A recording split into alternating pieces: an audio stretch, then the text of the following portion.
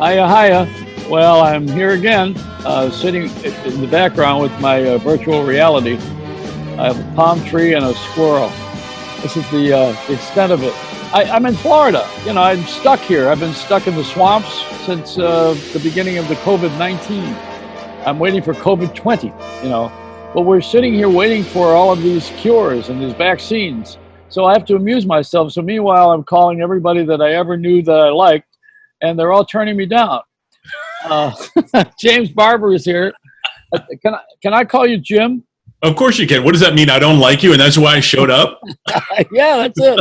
I love you, man. Come on. This is a thing where we only have people who deserve the spotlight, but are not necessarily getting the spotlight because you're not doing anything stupid, and you're not promoting anything big, and you also are not being paid.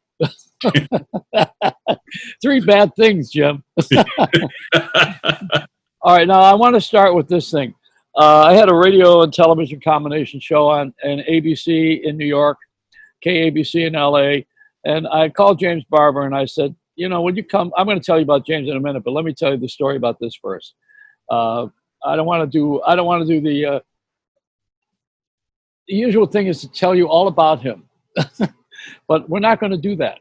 I want to start here. When you should know how he is, not who he is. If you don't know who he is, then we'll get there. Anyway, that's the whole story. But now I'm sitting here doing the show on WABC in New York, and James is kind enough to come and do this thing. Now, we only had 1 hour, so it would give 5 minutes to everybody, and it's really not enough, except if you are Johnny Carson, and that 5 minutes is seen by 300 million people, then it means something. You know, you got your 5 minutes on a big national show. But when you're on a peanut stick, and you're doing the thing that we were doing, you can't have a lot of guests, but we try to squeeze them all in. And James was in the green room, and he was waiting to go on.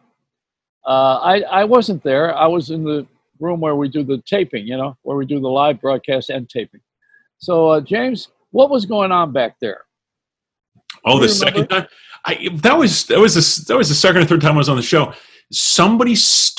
Two people just started like bantering at each other, and it just got to a point where, like, you know, Diane was there and we're just kind of hanging out, and like one guy just went off on another guy, and I don't even remember the whole thing, but I'm like, basically what I did was, because it was a little disconcerting, I just said to one of the guys, I'm like, hey, you know, come on, come on over here. I got a question for you.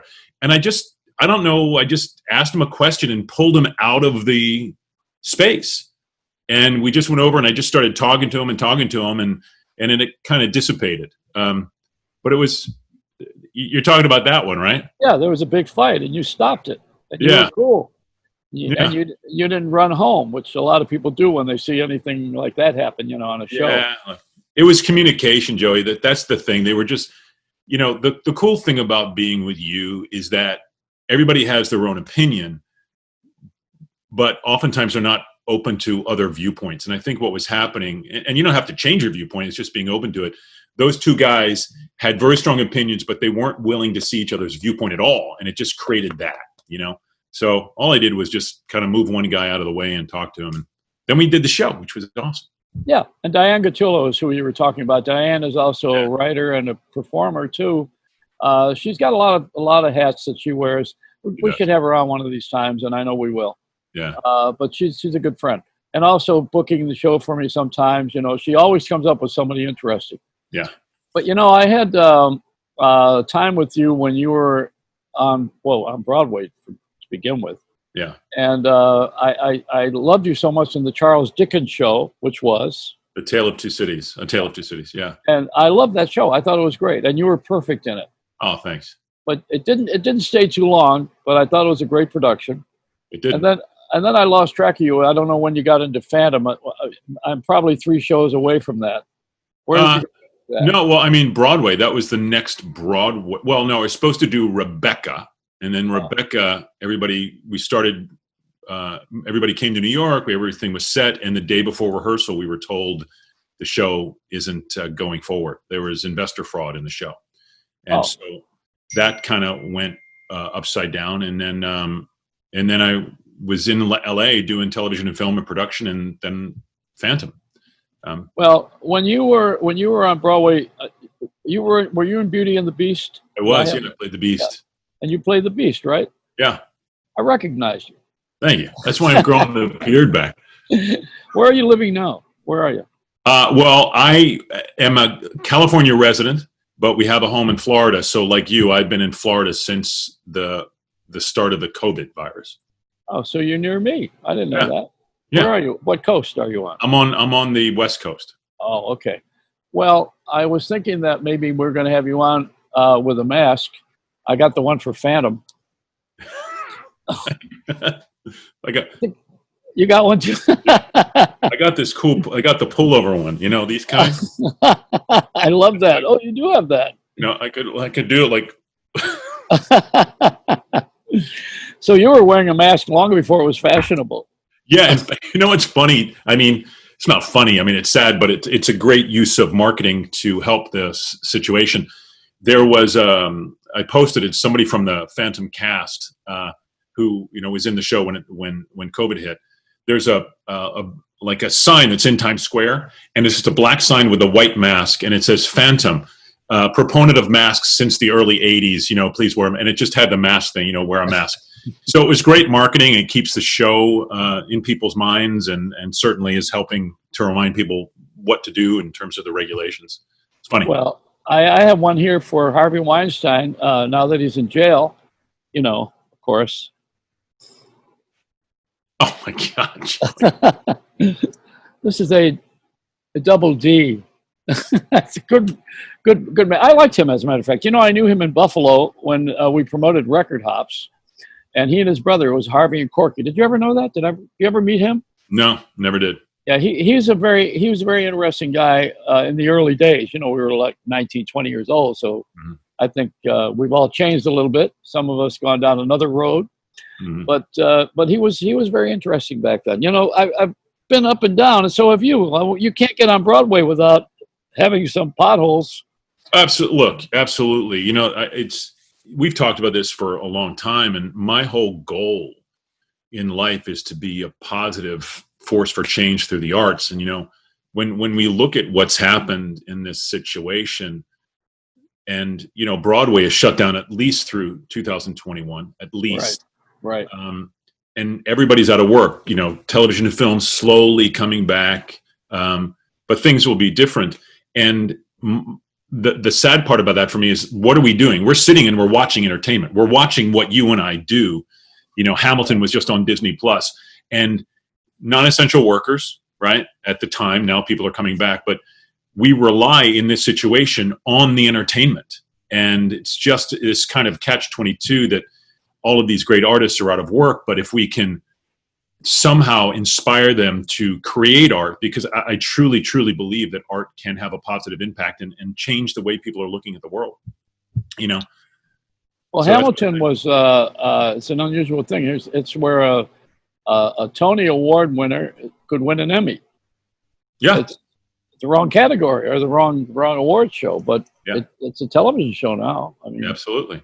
Subscription. I don't know if it qualifies, but everything's upside down right now. So it is. My favorite show would be Stop the World, I Want to Get Off. That's the one that I like. Do you like Anthony Newley? I wrote this new book called The Art of Survival Guide that's going to be done in about 3 weeks. And one of the chapters is, you remember the movie The Day the Earth Stood Still? Yeah. So I titled the chapter 2020, The Year the Earth Stood Still, because we really did. We stopped. And it's crazy. It's just, it's not, and the thing is that it's hit everybody at the same time. And I describe this for artists, is that, you have an artist and they're out of a job, right? But this guy still has his job. Well, then this other person gets their job. This guy's out of a job. So it's this it's not everybody at the same time. Now, everybody is affected at the same time worldwide, and unprecedented, right? Well, I think it should be said your great talent, which is besides acting, is singing. I mean, I went to see you at Birdland. That was a singing engagement, was not an acting engagement. Right. And you're a great singer, and I love "Oh Holy Night." I mean, that's my favorite song Yeah. by any artist for that particular song. I call it a song. It's not. I guess it could be a hymn. Um, there was a guy named who conducted the Saint Cecilia Chorus and Orchestra. Nothing to do with religion, but he was for a long time the conductor at Carnegie Hall. David Randolph, and he had done Handel's Messiah 175 times. Wow. And made the Guinness Book. And I said to David, I have him on the show once in a while. He's a very wonderful guy, a great formal personality. Mm-hmm. And I said to David, I had to have a show respect for him, He said, I was challenging him. I said, you're Jewish and you do Handel's Messiah. How does that work? He said, well, the music is not Jewish or Christian. He said, the words are. It's the lyrics that make it different, even in patriotic songs like the Star Spangled Banner. Mm-hmm. It's the words that make it patriotic, not the music itself. Yeah. How about your singing career? Let me go back to that because that's what I started with. Yeah. So it's still going. I produced prior to COVID. I'm doing concerts all over the country, all over the world. Obviously, things have stopped, but I have been. People have been doing like benefits and stuff like that. So I'll go in and do some cool stuff with that. I've gotten more toward producing and helping artists and then using that to go out and do my concerts. So like I'm producing this film called Good Enough, which is hopefully we're going to start shooting in November. But yeah, I mean, I'm still singing, I'm still performing, I'm still doing everything. It's just this way. So what's Good Enough? Good Enough is a story. It's a true story about a guy that I know is a really awesome. He's a really awesome guy. He's a good friend. And he was in the commodities world. He was doing life insurance when he was very young. And then by the time he was in his early 20s, he died of a drug overdose. Oh. And his brother revived him on a kitchen floor. And he woke up from that and went, I need to change my life. And it's the story of him never feeling good enough, always climbing the wrong ladder to success. And the way it started was when I was doing Phantom, he reached out to me. And he had done a one-man play version. And so I helped him for months develop this play. And then we ended up doing it in a 6-week run in LA. And the message is so powerful. It's funny. It's dark. That the goal is to show people that, no matter what obstacle you're going through in life, you can overcome it. We just have to look at it the right way. And he was told his whole life, you're never going to make it. You're not going to do this. You're not going to do that. And he started listening to those voices rather than himself. And that took him down that path. And so the film is the story of that life journey and how he overcame that. And really where he is today. He's massively successful, incredibly happy, and came out the other end. So that's the story. It's his life story. Is it a musical? No, it's, there's music in it. It's a full feature. I mean, it started from a one-man play, but it's a full feature. I mean, we've got probably 35, 40 cast members in the film. One of the cast members, who is the love interest for Ted, is a singer, and she's a singer-songwriter, and so that's in the film. But it's not a musical per se, but there will be music in it. Well, how do we touch each other in films anymore now that it's verboten? How do we do that? You mean in terms of acting, the physical contact? Yeah. What do we gotta do? I think things are going to come back. I think what we have to do is there's that period of time when you skin your knee, right? And you skin your knee and it's bleeding and you're crying and it's pain, or you have a cut, and let's make it even worse. You cut your arm and you need stitches, right? So it's bleeding, it's open. And then you go and get the stitches. It's an emergency. Oh my gosh, what do we do? Okay, we're going to heal it. So you put the stitches on it. And this is the protocol. You have the stitches. You got to keep the compress on there. Don't do anything that's going to aggravate it or open the stitches, because you can make it worse. So then you start to heal. And then the stitches come out. Well, it's still red, right? It's still sore. Yeah. So eventually, over time, it heals. But you will still have a scar there.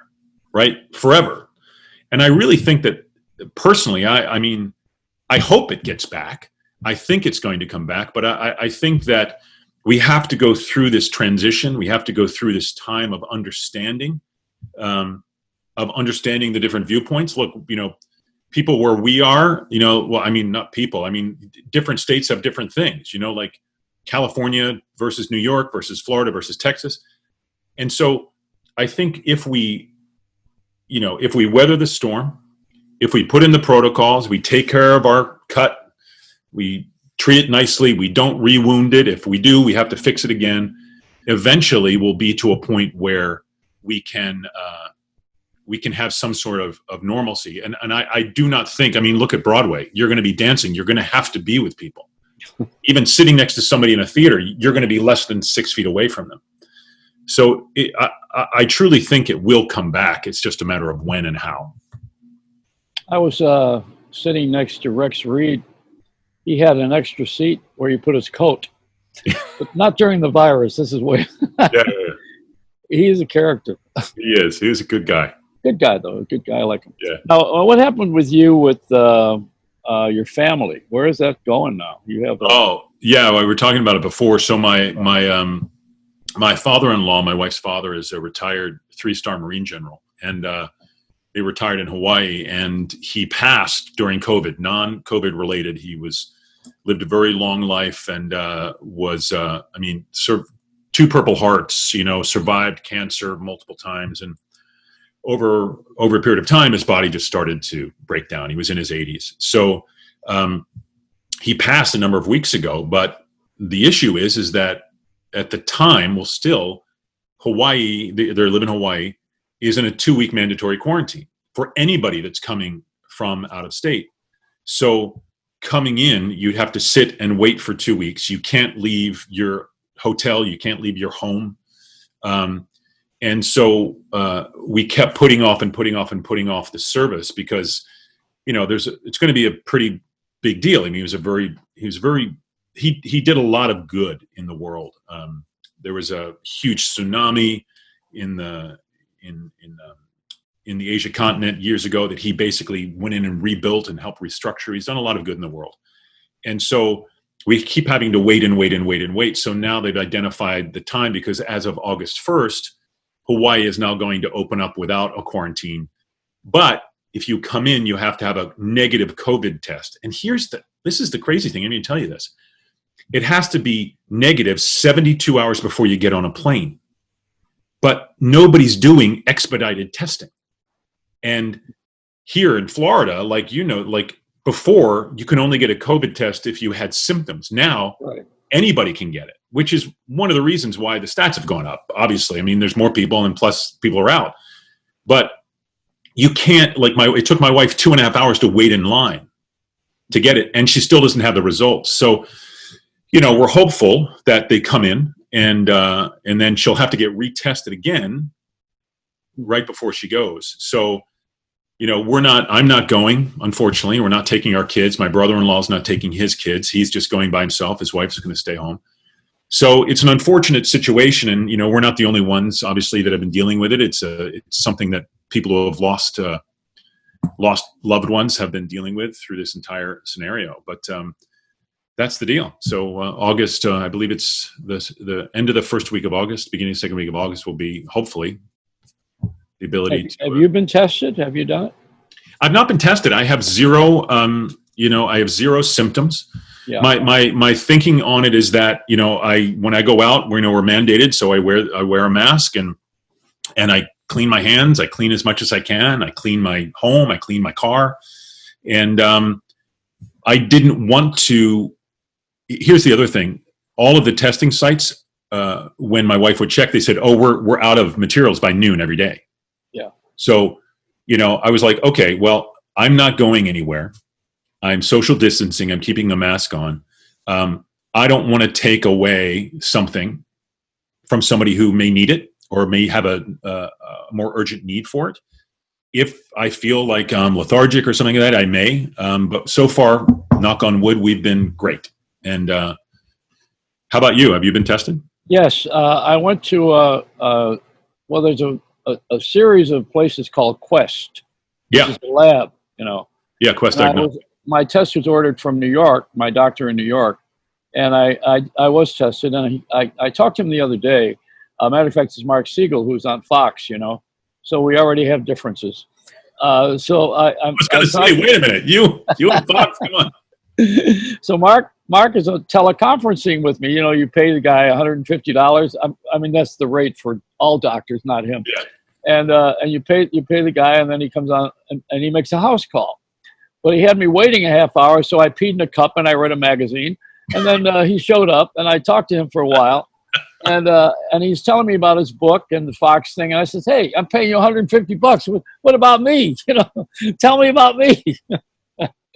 So he said that I was negative, and I said, no, I'm a positive thinking guy. He said, no, you're negative in your lab. I said, oh. Did you do antibody tests? Like, did that come up? Yeah. So you didn't have the antibodies either, so you didn't have it. Right. Yeah. So I'm pretty clean, but if I hang around with the wrong person, who knows? You can't tell all this. You just have to follow. I follow all the guidelines. That's the thing. Is like, you know, the guidelines. You follow the guidelines, and that's what it is. And I really think, like, you know, it's an unfortunate scenario. You look at Sweden. Like, I was just in Sweden over Christmas, and you know, they kind of did the herd mentality, and you know, the statistics are the statistics. You know, who knows what's going to happen with that herd mentality? But eventually, I think, how can anybody not get it? You know, eventually, at some form, because even if you've had it and you're out a year from now, I mean, it's so, you know, I you know, who has the answers? I don't know. I don't know, but I'm older, and I don't want to be younger. I want to be older. I want and continue. Yeah, that's it. I have. You know, the Benjamin Button thing is really cool, but I want to be older. and I got another thing. You know, I was good friends and very close with Les Paul, as you probably know. Yeah. And Les had a well, there's a couple of things. Today's my birthday. And it is? Yeah. Joey, I would have, come on. You're my gift. And so coming over to take you out to dinner, social distancing. Yeah, but I won't ask you to sing. I love to have you sing. $150 an hour. That's what I thought. But maybe you can do Quest, the clinic there, and sing from The Man of La Mancha, right? There we go. My quest. This is my quest. To follow that dream. Yeah. So I talked about Les Paul, and today we would have been at the Iridium celebrating my birthday. We talked about it a few months ago, and how we were going to have a gang bang or a gang twang and have all the guitar players there. And Les Paul was, of course, famous at the Iridium. So I dug out something that I want to show you because it's kind of cool. Les was always one to, you know, he was very funny. He was a good entertainer. He was very funny about everything. And he had a wicked sense of humor. So he had started an organization called the Finger Society, because he lived in New Jersey, and the Jersey drivers give you the finger. So I want to show you the T-shirt because I happen to, I don't know if I showed this on the air before, but I'm a Jersey kid. Here it is. This is the Les Paul Finger Fantasy. And I just think that's so cool. But anyway. This is my shirt. See, these are the ones that I get made up. You have the Finger Fantasy. I have the hashtag Art Heals. Oh, good. Now let's talk about that. When did you begin? When did you start to become metaphysical, or were you always that way as a kid? I was always that way. It was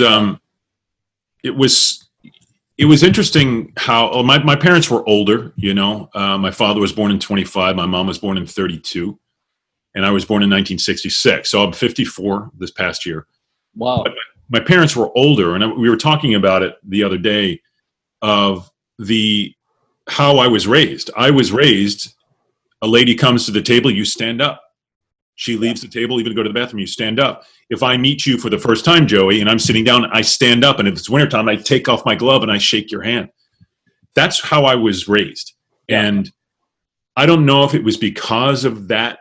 Things have certainly changed. We can see that. I don't know if it's because of that, but I always became very introspective. I went to a Quaker school. I wasn't Quaker. I went to a friend's school system, and then in fourth grade, went to public school. And so, even though I was raised in the same town, the people around me, the kids around me, didn't know who I was because I went to a different school for a number of years. So, I used to go out in my backyard and just create these worlds, and I would think about life. And so I just kind of grew that way. And I would use my imagination, and I would think about the possibilities. I would think about, how we got here, what was here before us, is there a God? What if there isn't? I mean, all of the different things. And I became very spiritual, and to a point where like I was studying Buddhism, and Buddhism to me became very, it's the self journey, right? To better the spirit, better the self, and so better the world.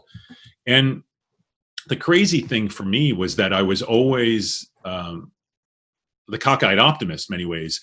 I never understood why somebody would do something negative. And if they did, I would always be like, oh, okay, benefit of the doubt, And, it came to bite me a few times, but it didn't change my outlook. Even though I've been through ups and downs, I always tried to keep a positive outlook. And for me, when I got into the entertainment world, I had a college mentor that said, and he said this to the class, not just to me, what audacity do you have to stand on a stage and ask people to pay, at that time it was $75 a ticket, $75 a ticket to watch you perform?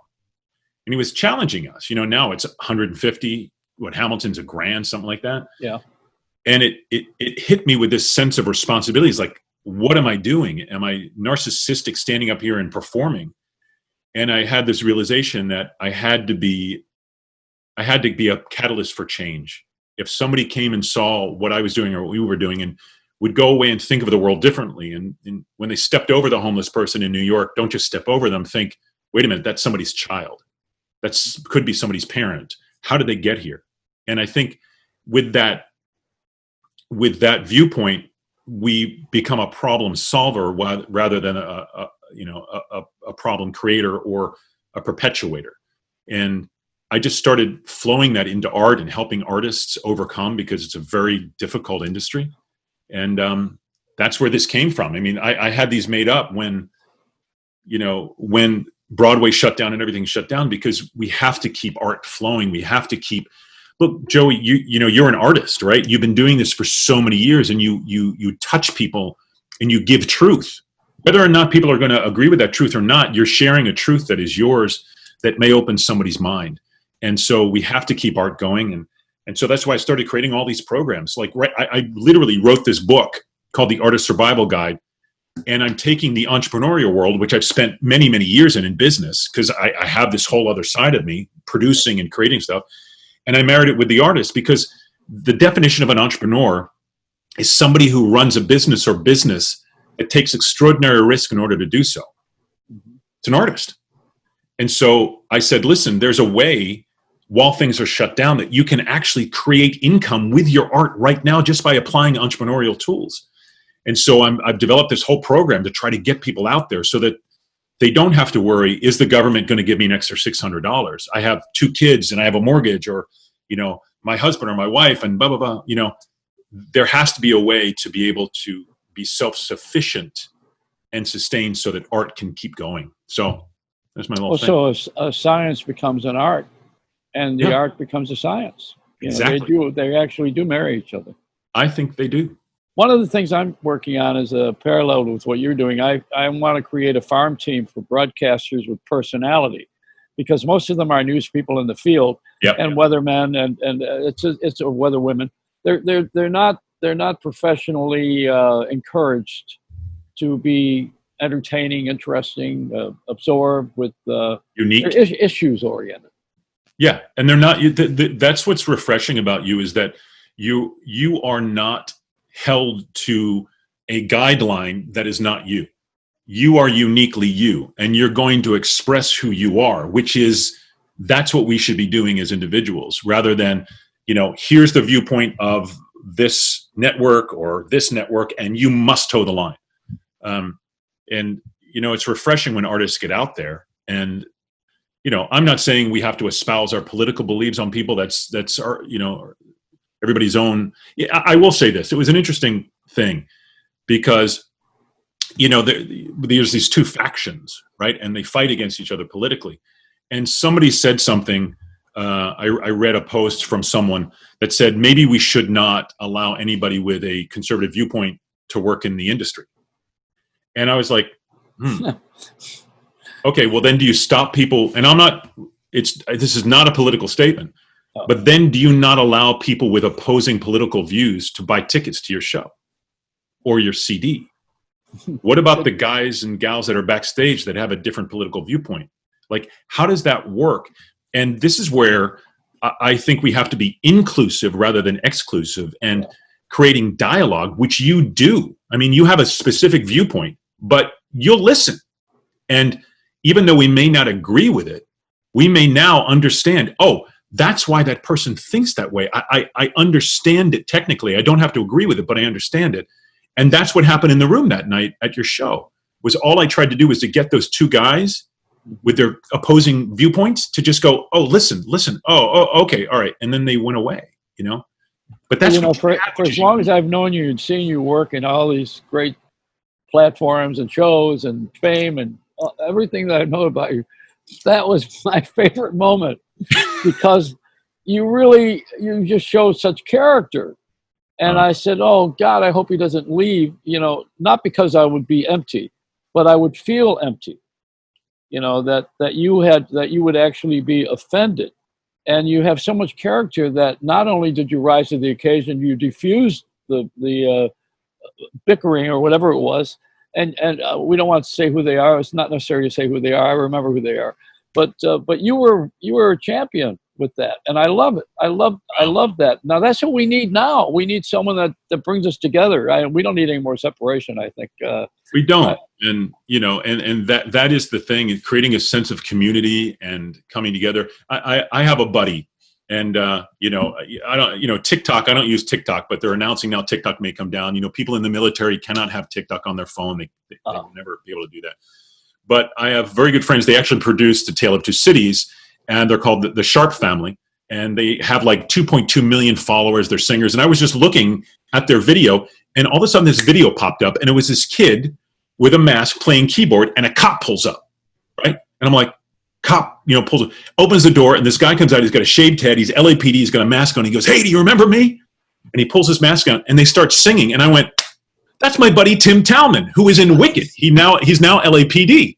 And he's singing on the streets with this guy with a harmonica like a couple of days ago. And I texted him, and I said, dude, my God. And he goes, please let people know that not everybody is doing, not all the cops are doing what you're seeing. And I wanted to share it because it's like, we need to come together. Yeah, they're bad eggs. They're bad seeds. But most everybody's good, right? So, and I just want to say thank you, because you had me on the show. You know, you've championed me. You know, we become like family now. And, you know, and I think good people stick together. So I appreciate you, and I love you, and I'm grateful to be wherever you need me to be. Well, thank you, James. That's wonderful. And I want to ask you something real quick here. Yeah. If you had all, you know, some time on the air where you could say anything that you wanted to say, which is always on my show anyway, but if you could do that, what would you be saying right now? I mean, let's just say that we have the big platform now. Yeah. You know, what would you say? Where would you go with it right now, just as a person? I think it's what I just talked about. It's the fact that we are one people. You know, at the end of the day, if my child or I or my wife or you needed an organ transplant, I don't care who it comes from. You know, my friends who are African American or Hispanic or Native, I have Native American in me, but I could never say that. It's like, you know, I'm so white, I'm white, right? But it doesn't matter, because we are one. We've all gone through struggles. I could never understand struggles that other people have gone through because I haven't lived it. But what I want us to do is try to figure out a way that we can come together as a people, as beings, and make the world a better place. And again, yes, there are bad eggs and bad seeds. And I think what happens is we start to listen to those bad seeds, because there's more good than bad. And when we start listening to the bad, then that starts affecting the good. And if we start listening to the good and removing the bad, literally we remove the bad, not just don't pay attention to it, remove it. Then I think we can grow as a globe. You know, I mean, when you sit outside, there's a great quote from Camelot. you know, it was when Merlin turned Arthur into a bird and he was flying over England, and he goes, I came, and he said, there are no borders, there are no boundaries, right? Country to country, when you're up in space and you're seeing those great images from the space station, you don't see people, you don't see boundaries, you see beauty. And I think that would be my message in figuring out, again, how to solve problems rather than perpetuate them. Are you part of solving, or are you part of perpetuating? And I like to be on the part of solving. Is there any way we can go look at any of your websites, or do you not? Or are they all private? No, all of my social media is the same. It's at James Barbour now, NOW now, and I chose that because I like to be like present right now. And then, if there are any artists out there, anybody that want help in this, I'm number one. I am writing this book, but I'm giving away a free chapter if you want it now. And then I'm doing a free webinar where I'm going to take you through all of these tools that you can do. I didn't want to wait till the book comes out. So you can go to jamesbarbour.com/ASG, Artist Survival Guide. You can download a free chapter. And then if you want to join the webinar, there's something there. But always follow me on social media, James Barbour now. It's the best way. It's always spelled Barbour. Barbour is that way. You got to sing something on the way out here. Happy birthday to you. Happy birthday to you. Happy birthday, Joey Reynolds. Happy birthday to you. Thank you. I love you. I love you, James. Let a smile be your umbrella, but don't get a mouthful of rain.